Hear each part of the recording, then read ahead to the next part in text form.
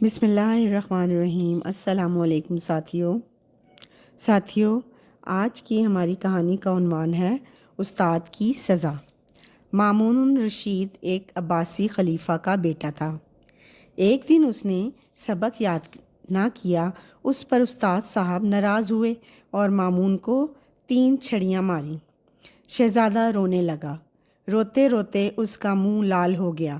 اتنے میں ایک نوکر نے آ کر استاد صاحب سے کہا، وزیر اعظم شہزادے کو دیکھنے کی اجازت چاہتا ہے۔ استاد صاحب نے مامون سے کہا، اب رونا بند کرو اور سنبھل کر بیٹھو۔ مامون کا چہرہ آنسوؤں سے بھرا ہوا تھا، لیکن استاد صاحب کا حکم سنتے ہی وہ منہ صاف کر کے اپنی جگہ چپ چاپ بیٹھ گیا اور وزیر اعظم کے جانے تک اسی طرح بیٹھا رہا۔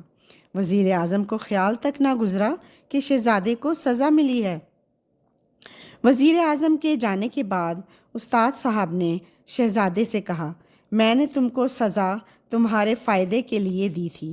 تم نے بڑا اچھا کیا کہ وزیر اعظم سے اس کی شکایت نہیں کی۔ مامون ادب سے بولا، شکایت کیسی؟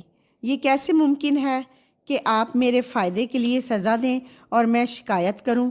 استاد صاحب کی شکایت کرنے والے دنیا میں کبھی ترقی نہیں پاتے، ہمیشہ بد نصیب رہتے ہیں۔ استاد صاحب مامون کی یہ بات سن کر بہت خوش ہوئے، اسے بڑی دعائیں دیں۔ یہی مامون رشید بڑا ہو کر خود بھی مسلمانوں کا ایک خلیفہ بنا۔